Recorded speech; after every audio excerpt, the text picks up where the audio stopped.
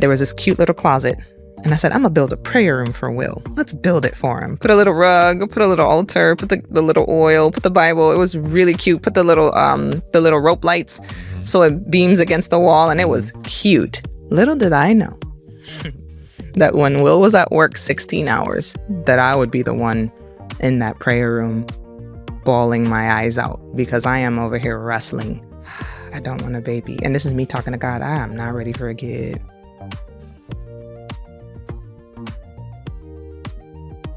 Hello and welcome to another episode of The Shift with Ben Brown. Today I am with my incredible, beautiful guest, Hana Catlett, and we will be talking about her struggles with motherhood, being a wife, how she got through it all, actually hating motherhood at one point, as she said, her quote, not mine. Oh my God.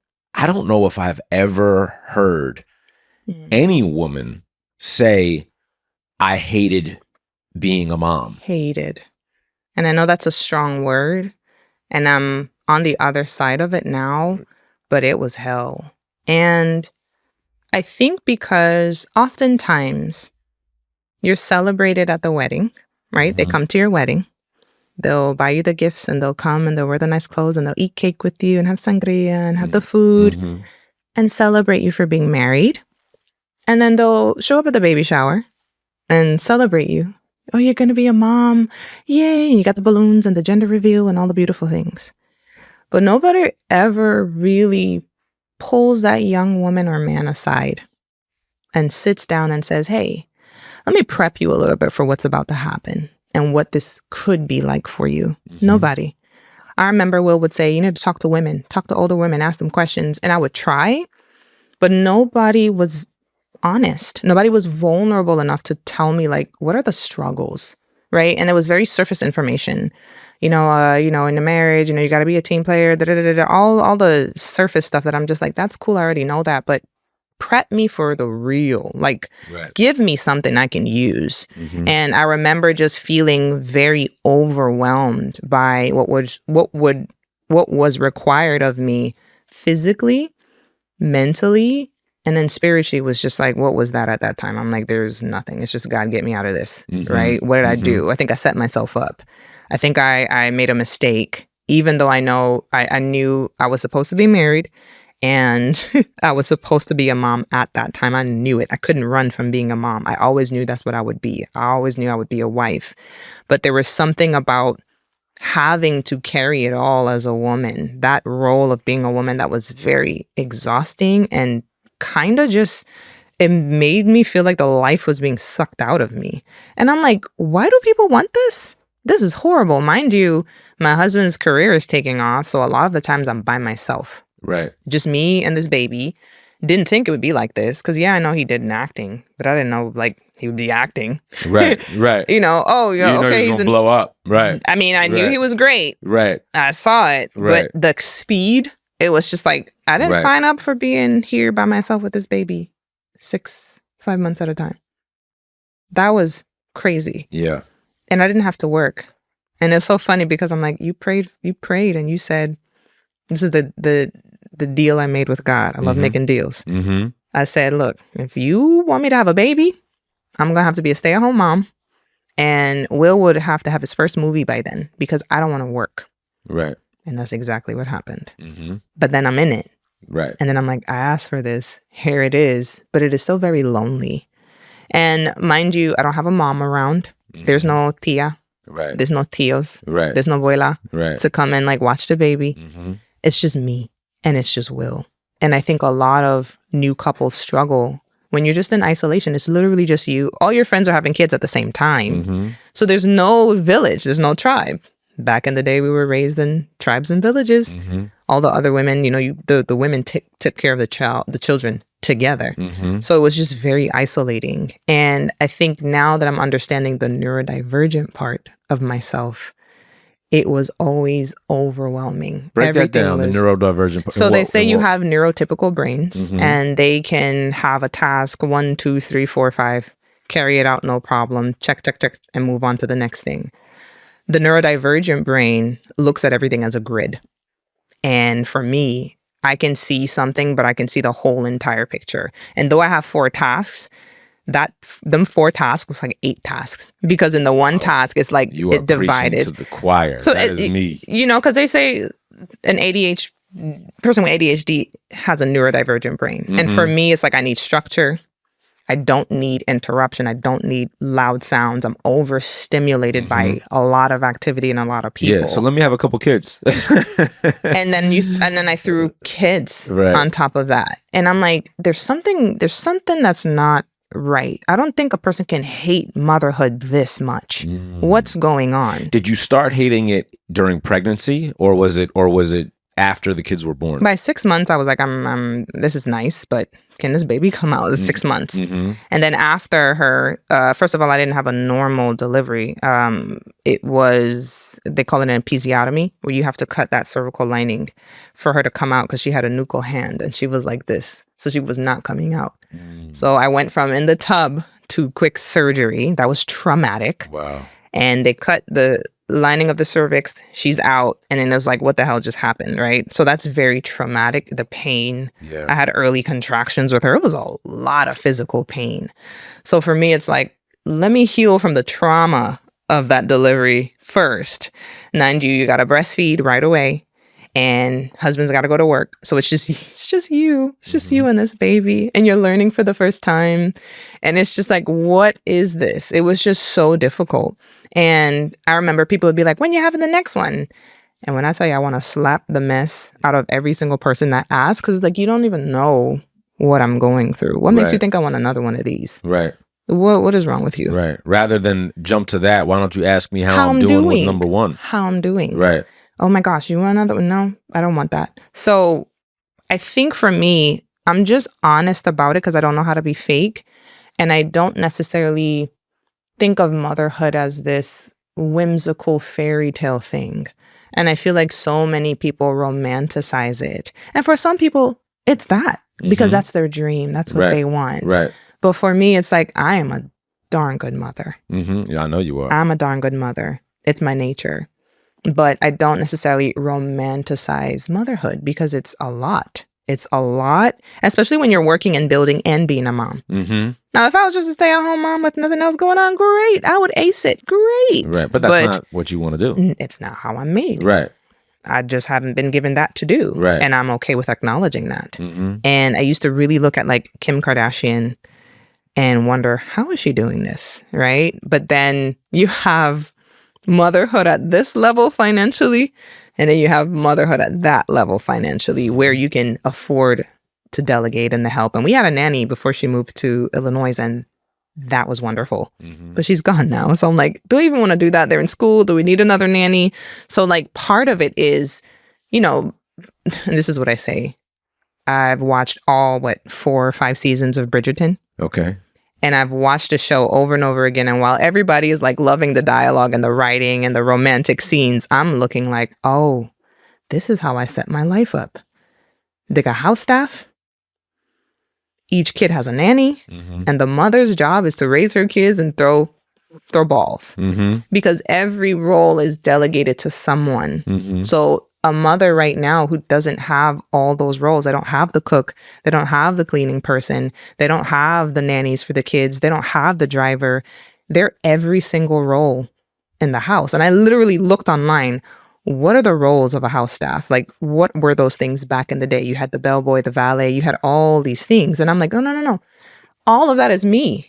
I'm every single role. So of course I'm going to be exhausted. Of course I'm going to be feeling like my life is leaving me, because I'm dying trying to do it all. And I just said, oh, motherhood isn't that bad, Hana. Motherhood, you're just doing it at a different level. I call it the broke way. So a lot of people, they're doing motherhood the broke way, where we don't always necessarily have all the finances to pay and delegate those things, those tasks like cooking and cleaning. So imagine a woman or a mom that has that type of financial stability to be able to delegate. They can spend more time creating the greatness that's within them. You still chose, though, to have another one. So If you put it like break it down for me. If you put it like that. I'm asking. I don't know shit. If you put it like that. But my curiosity is that because I'm hearing you, right? And I'm hearing kind of you say where you were at, the struggle of it all. It was horrible. Take me through. So you're now Hamabe?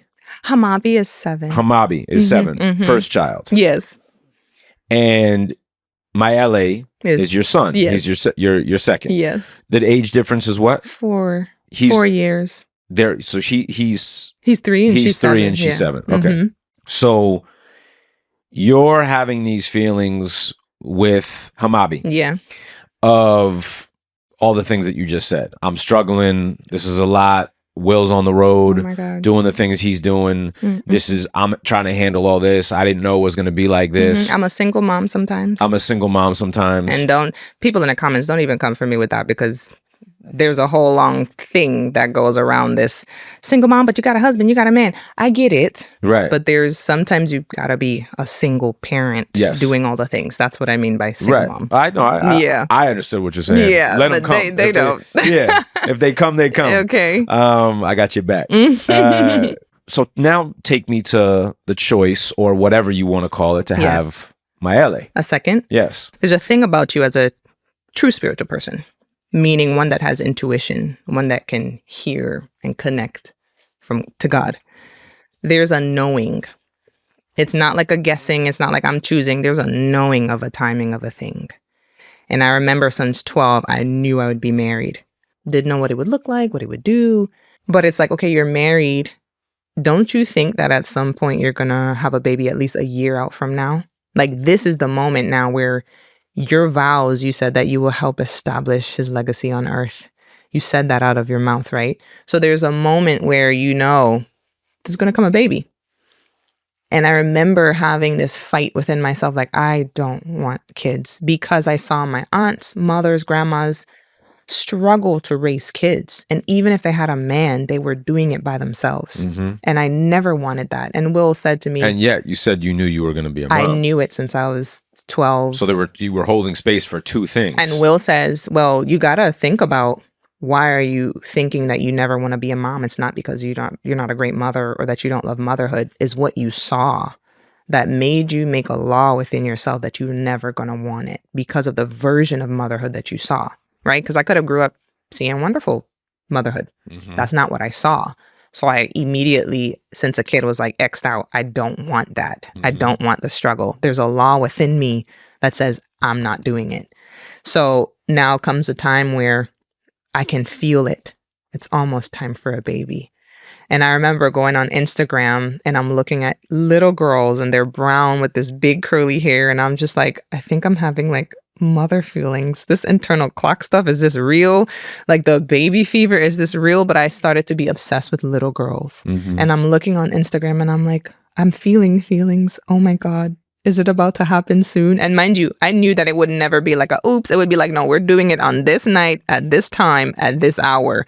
We're going to have a baby. Like we're going to make the baby. So I remember 9 months later. 9 months later from? 9 months later from when we got married. We got married on September 12th, 2017. Okay.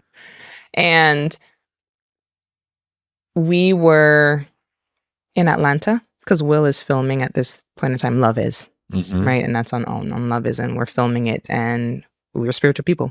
We love God. And there was this cute little closet. And I said, I'm going to build a prayer room for Will. Let's build it for him. Put a little rug, put a little altar, put the little oil, put the Bible. It was really cute. Put the little rope lights so it beams against the wall. And it was cute. Little did I know that when Will was at work 16 hours, that I would be the one in that prayer room bawling my eyes out because I am over here wrestling. I don't want a baby. And this is me talking to God. I am not ready for a kid. This is going to be like, I don't want it. Why? But I'm feeling all the feelings. I know it's time. I'm obsessed with little brown girls with curly hair. And a friend said to me, she was like, you know, God will never give you what you don't ask for. So I knew I had to like tell him that I'm ready. And this is me in this prayer room that I thought I built for my husband. And I remember crying and I'm like, I'm scared. I am so terrified, but I thank you for my children. It took me 3 days in that closet to really be able to say thank you for my children, to come out of So my you were mouth. saying thank you for my Thank children. you, God, for my before children. you were even pregnant. Before I was pregnant. Mm-hmm. And I'm like, it was so scary because it was a wrestling. There's something with human beings when you know, even if you think you're not spiritual, you have a spirit. And there's a wrestling that happens with certain occurrences in your life. Even though you know you're supposed to go left, you're wrestling, but I want to go right, but I know I'm supposed to go left. Mm-hmm. We call it intuition. Mm-hmm. It's your spirit, right? And I knew it was time. So by the time I got pregnant, it was 9 months after we got married. We didn't even make a year before I was pregnant. Mm-hmm. And here comes Hamabi. And every single daddy issue, every single mommy issue, every single childhood trauma, everything that was buried deep inside that I tried to keep started to come out. And that's the thing about like having children. They will begin to bring all of the things to the surface. Mm-hmm. And that was a very hard process. So it wasn't just I hated motherhood. It was all that was happening in the midst of me becoming a new mom that I believe was that spiritual cleansing. All the things I had to acknowledge. My relationship with my dad wasn't that great. Calling him on the phone, making things work, and stuff that I just didn't want to do. So the child, I just looked at her and I'm like, you're such a beautiful new canvas. Let me get my stuff together because I don't want my mess to spill onto yours and mess up your art piece. Well, I was about to ask you, how did you have these complicated feelings that you were having about motherhood and not hate your kid? I think because I understand what children are. Say and more. They are, first of all, they're a copy of you, but they literally come from God, right? Before any human being comes on earth, we are all little lights. This is why I say luminaries are really actually true. We're all little lights going in and out of God. And some of us say, pick me, I want to go down. And then we come down. And what's funny is when a baby is conceived, they usually see this very powerful little spark when the life enters the baby, even at the micro level. It's a literal ball of light that just goes, and then, you know, a baby has been conceived. So we are all little lights just floating around, and we come down in the vessel. So I knew Hamabi came to do whatever it is she's on earth to do. She just happens to come through Will and I. So I know that when we come down on earth, we have a calling, we have a mission, whatever you want to call it. There's something that we're here to do. Some of us arrive at the point of realizing that at different times, some early, some late, some never, right? Which is why we are luminaries, to guide, right? But her and what she's here to do is like, it has nothing to do with me and my own experience. And I think I knew being a mom is a steward and it is a guide.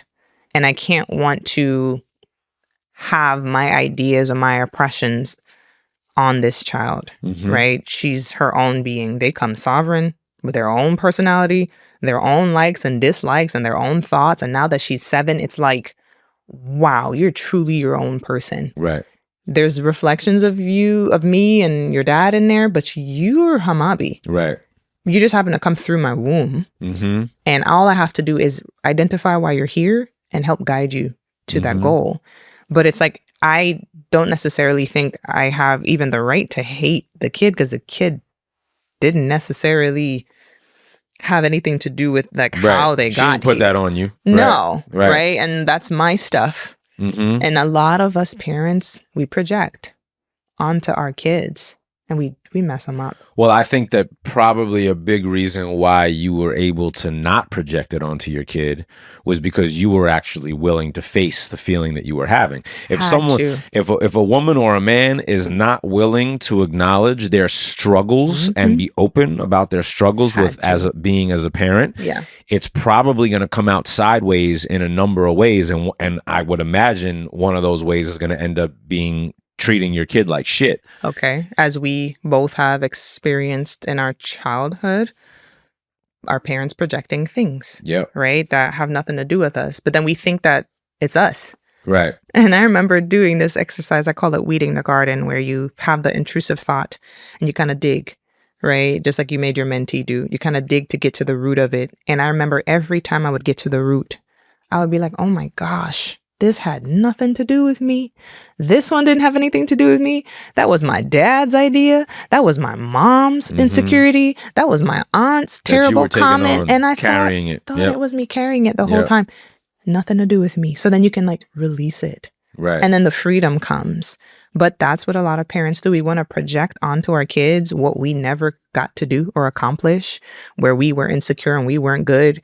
If we were insecure about our weight, then we want our kids to be healthy and exercise and making comments about their weight if they're, you know, just a little on the chunky side. And it's like we project so much onto our kids and they don't deserve that. So seeing this brand new vessel in a baby, I said, it expedited the process of me starting to heal and want to get counseling and therapy and all of that stuff, because I'm like, she does not deserve it, because I knew what it did to me. Right. I knew what growing up in my parents' house did to me. Right. I will not be that parent. You made a decision to break the cycle of the generational trauma. Not doing it. Right. Not doing it. You know, this makes me think to you listening to this. The importance of, you know, we have a saying in recovery, which is don't should all over yourself. Right? Please explain. Right? Which is like, you know, obviously it's a play on don't shit all over yourself, right? But you could have said, I should love motherhood. While you were having those struggles. You could have said that, right? Why are you being like this? You should love motherhood. This should feel like a blessing. You should feel excited that your husband is out, you know, making this money and being the successful actor. This is what you have. You should, right? You could have shoulded all over yourself. Yeah. And you didn't. You made a decision to actually be willing to face those feelings and speak them out loud. Oh, yeah. Right? In front of all sorts of people. And they would be so thrown off. They wouldn't know what to do. I was thrown off the first time I heard it. I remember at one of the recharges, I was sitting there and you were like, you know, me struggling with hating being a mom and hating being a husband, and Will was hating being a wife, and Will was standing right there, and I was just like, I felt uncomfortable. He's heard it all. Right. And I'm sitting there looking at him like, oh, how's he going to react to this? I got nervous. But then I was like, nah, it's the same thing that the mentee being willing to say with the woman who's not responding in an hour, uncovering, I'm scared she's not going to respond, and then no one's going to be with me, and I'm going to, like, we have to be able to face those deep, deep, deep fears, bring them to the surface to allow ourselves to actually be able to move with some flow and for our authentic selves to emerge, because otherwise we are literally suppressing something that is actually taking place, trying to pretend that it's not. Oh my God. Because we should be in a different place. I have had to do so much of this because I'm 46 years old, right? I'm single. I have no kids. I'm not a millionaire yet. Nope. But you touched $1 million. And there are a lot of thoughts of, oh, you should, right? I have to catch myself. Oh, yes. Oh, you should have $5 million in the bank. Yeah. You should be married. Yes. You should be a dad already. Yes. You know, Yes, you so should good. have multiple homes and multiple locations. And, you know, you shouldn't be that triggered when someone says something in that way that makes you feel like you should be past that, you know? And I have to be like, well, motherfucker, you ain't. and if you were to be, you would have been. Right. You know what I mean? Right. Yeah. So, and what I'm realizing is that the quicker way for me to actually get to these places that I want to be is paradoxically to accept myself exactly as I am, and to be willing to face all of the things that are and all of my feelings about what is. Yes. Because That's they're really complicated. good. Oh my gosh. And I think I get so frustrated when I hear people putting themselves on the same timeline as other people, because we all have a different time. Like we really do. Right. We really all have a different timeline in which we are to arrive at that tick. You know, because the timeline of life is just there's tick marks on a line, but everybody arrives at different ticks at different times, Right. and that's so much pressure to put on yourself. Absolutely. Right? It's so much pressure for me to be like, you should like this. Right. You're a bad person. Right. Because you don't sound like and it can be very isolating and lonely. So, because you're like, am I the only one? Am I tripping? Is something wrong with me? But I'm like, no, this is how I feel. yep. It's just, but then you realize not everybody is so transparent Right. to really share how they feel. Right. Absolutely. And they're like, going to let you see the version of themselves that they want you to see. I was like, all y'all mothers on Instagram are liars. Mhm. I'm not saying that it ain't good sometimes. Maybe not all of them. Some of them. Most of y'all are, because you're not showing the real parts. You're not showing when you're frustrated and crying and when you want to throw the kid out the window. Mhm. You're not showing that. And it's like, but it's real. It gets there. Right. You know, they say social media is a highlight reel and all of that.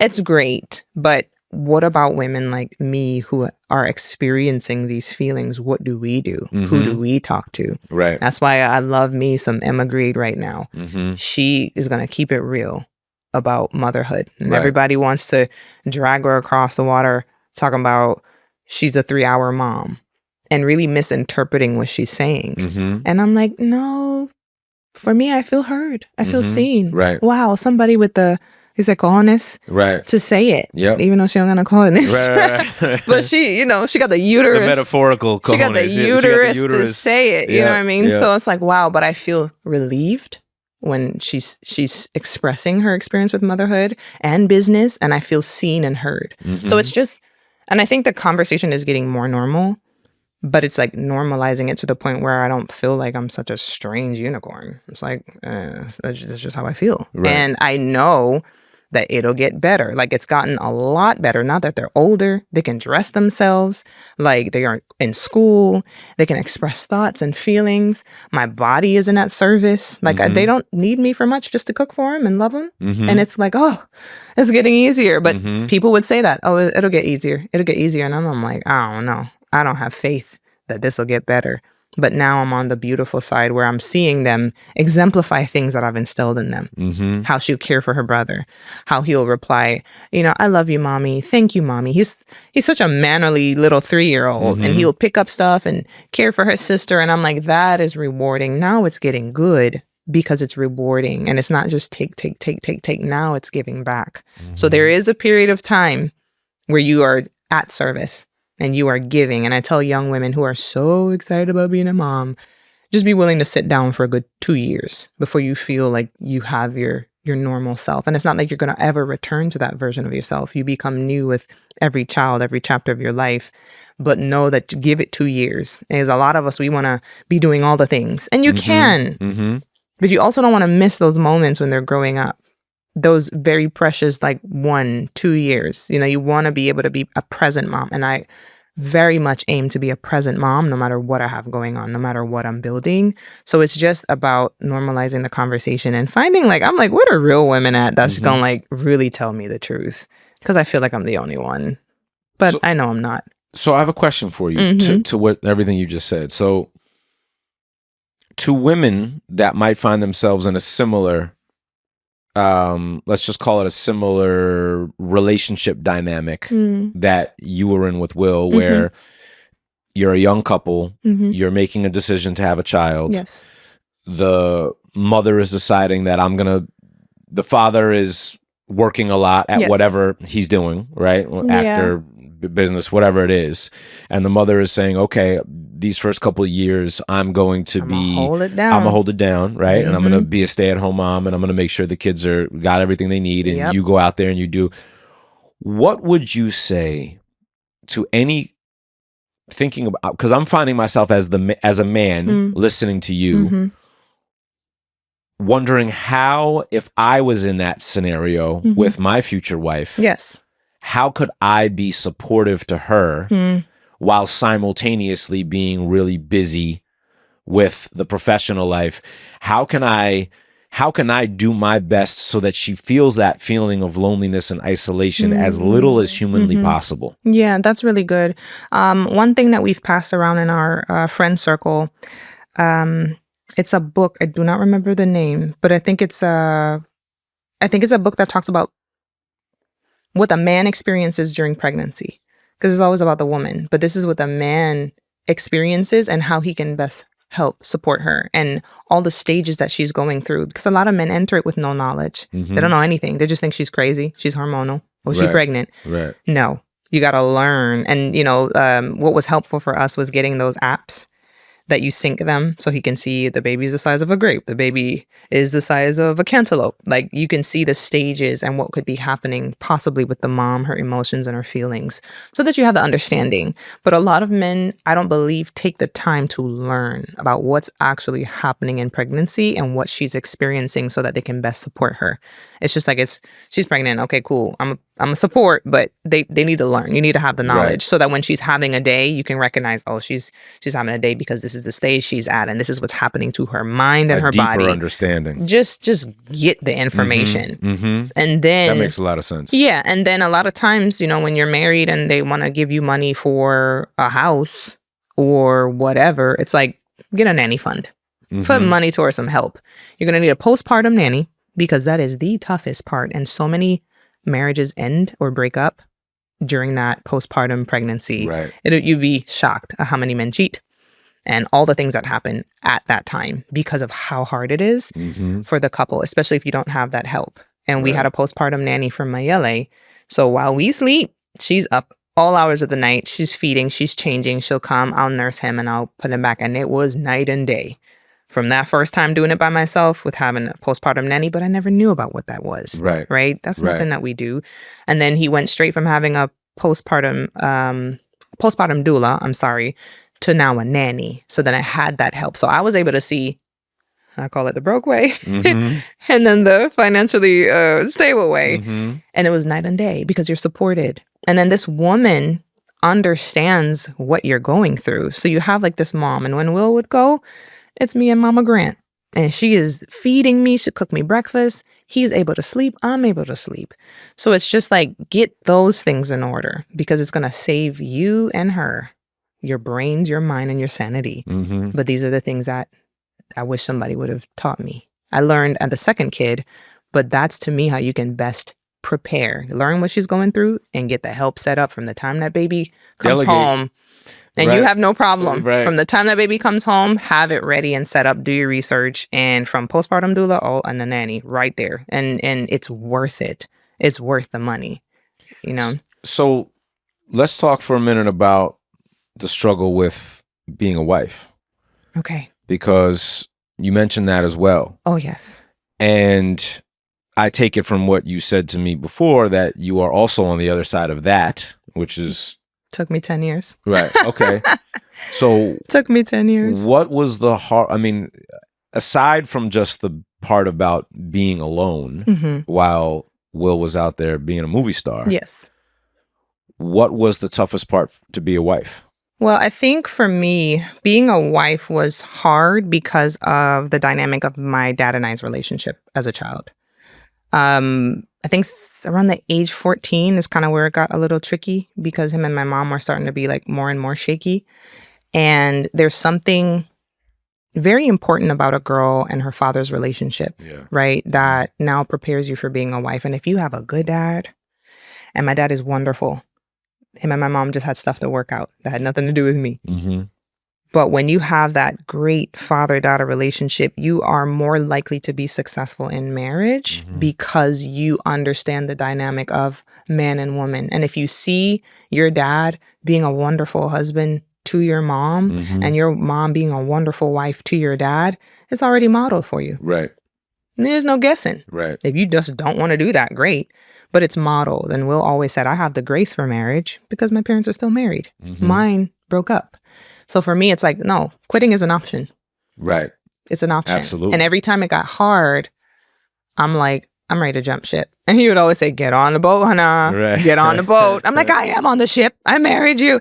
He'd be like, no, you are on the life raft being dragged. Right. You're looking at the little behind, life close to the propeller of the ship. And Yeah. I'm like, I can't deny that. He ain't lying. He's right.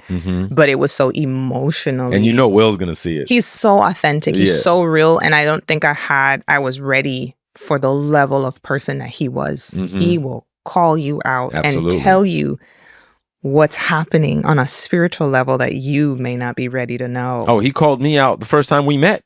And I'm on some like, shit. And I was okay. like, excuse me? It'll throw you. Who are you? Yeah, it'll throw you. And you'll be like, who the hell are you talking to? Right. Because I'm like, you're not my daddy, right? So that's right. another thing, right? If you and your dad are estranged for such a long time, you become independent of a man's love and help. I don't need it.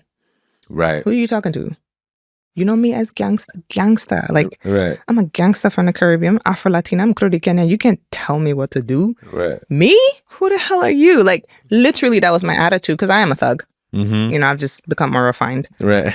But that's how I was raised. And my dad raised me to be tough, right? I'm the first girl of 3 boys, right? Putting them in headlocks, beating them up, smacking them up. Like, that's who I am. Yep. But that doesn't always work when you become a woman and now you're in a marriage because men, they translate love into respect is love for them, right? So it's like respect is high. One thing I know about my husband is he didn't allow me to talk crazy like that because I talk crazy. Sarcasm is fluent in sarcasm. But I've matured and I've learned that doesn't work because you don't ever want to say you want to communicate and you're saying it with the intention to cut. Right. That's not okay. Right. But I think what was hard was... Because that's not Will's style at all. He just don't allow it. Right. He's cool, but it's just not flying. Right. And I needed somebody to tell me about myself like that. But I wasn't used to someone correcting me. Right. And telling me the truth. And that was so like, what the heck is this? I cannot live in this forever. But then again, it's immaturity. Like you have to arrive to the place where you know if you have friends around and they cannot tell you what you're doing wrong and what you can do better and you won't listen, then that's just not a great friend dynamic. And then you are not teachable. And as a wife, you have to want to be teachable. And I understand like some husbands are hard to deal with, right? Some people have nightmare husbands. I happen to be very fortunate to have a wonderful husband. Yeah. Great fun, full of joy. And he'd always ask me like, where's your joy? Like, where'd it go? And I would hate that question. Yeah. Because it really challenged me to be like, well, where the hell did it go? And when did it leave? And I sat with that for like a long time. And I'm like, I think it left at 12 years old. Because you're the glue of the family trying to keep your parents from killing each other. And there's just a very tumultuous, tense household. So you learn to suppress your feelings and your needs because you got to keep everything together. You got to protect your brothers. You got to be the glue. Right. And I did that from 12 until I left for college. So what the heck are my needs? I don't know what those are. I'd just rather serve people and feel good about that. But then you meet a man who says, you need to find your joy. And I was like, I don't know what that is. I don't even know what it is to be happy. I think I was depressed from 12 until I met him. Wow. That's years, right? For any women that are listening to this, that are maybe experiencing struggles with motherhood, struggles with being a wife, have listened to you and be like, man, these are things that I've been experiencing and have felt so scared to admit to my partner, admit to my mom, my dad, my friends. What would you say to them? This is 2-part because the first part is like find a trusted person that you know is a safe space where you can just unravel and pour it all out and not really receive like judgment or advice. Sometimes you just need to pour out and hear yourself. Right. Hopefully that person is wise enough to give you good counsel, right? So that's the first part. And then the second part is you don't want to sit on yourself. You don't want to sit on the gift that you've been given. You don't want to sit on the calling. Because if you just be a mom and just do that and you forget about yourself and neglect yourself and serve everyone else and don't get to what it is that you were born to do, you're going to be miserable. Yep. I don't care how much money you got, how fancy your life is. I don't care how beautiful you are. If you have sat on yourself and not really stepped into who you know you are and what you want to build, you're just going to be a mom. And for some people, that's okay. Right. That's their dream and they're successful. Right. But if that's not you, make sure that you're focused on, okay, cool, I'm doing the mom thing. But what about me? Because you can't pour from an empty cup as a mother. I had to learn that the hard way. And you are a better wife and mother when you are happy and fulfilled doing the thing that you're created to do. It gives you this fulfillment and this joy. And if you say you love your husband, if you say you love your kids, and if you say you love yourself, then don't sleep on you because it starts with you. You cannot give what you don't have. Absolutely. Right? And if you feel called to do anything in the moment, it's like, don't forget about that. And I know Right. so many women, 58, 60, that they forgot about themselves Mhm. and they just made their whole world kids. Right. And now the kids are gone. Grew up, went to college, and now they're like, well, who am I? Right. I don't know who I am. Right. Yeah, because you forgot about you. Right. And I just knew that was never going to be me. Right. So that's why you see me returning to what I'm called to do. That's guidance, that's mentorship, that's brand, that's building system, that's doing all the things, having conversations, because that makes you a happy and fulfilled person. And you are in purpose. You are Yep. doing the thing, and you can never go wrong like that. So I had to just choose, okay, if I keep going like this, if I just be a mom and don't get to the things, I'm going to be miserable. And then my husband's probably going to leave me Yeah. because he's not going to want to be around a miserable woman. Mhm. And then my kids are just going to grow up looking and knowing and remembering me as that miserable mom who never had time or never wanted to talk to me or just always mad. Mhm. And you don't want to be that And that's type going of to get woman. transferred. That energy is going to get transferred. You don't onto want to them. be that type of woman. So I hope that's helpful if you're listening. You can't sleep on the gift. You got to get up. You got to get it done. As you see, we are here Mhm. and Ben is getting it done because you never know who you're called to guide. You never know whose world you're called to light up. And it is the most fulfilling thing you'll ever do. Amazing. Yeah. So what if someone wanted to work with you? What if someone's listening? So just real quick, just tell the listener Yeah. what it is that you do professionally and how, if they were interested and wanted to work with you, how they would go about getting in touch. Oh, took me a long time, but now I'm very clear on my giftings. And that is the gift of sight and substance, to be able to see someone's idea and then help them execute, put a plan together and get it done. So my specialty is in branding. I'm a brand architect.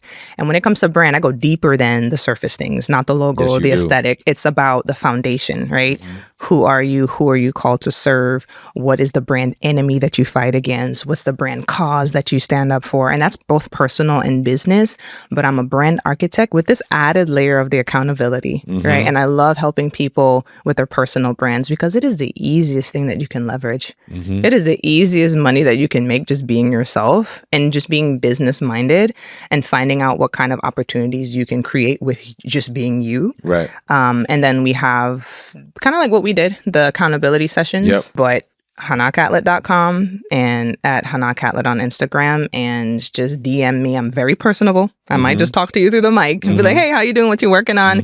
What is it that's keeping you stuck? And then how can we get it done? Like, are you ready to get it done? But I am a mama all the way, and I will mama and nurture you until that thing is done. Yes. And you're a living testimony I of sure that. am. And thank you so much for trusting You me. mamaed me all the way into this chair. Like, Right. thank you for trusting me, because you have no idea what it did. It literally like launched me into the thing. And I'm so glad that you were like, no, let's do it. Let's work together. Absolutely. And I was like, I'm not taking money from you.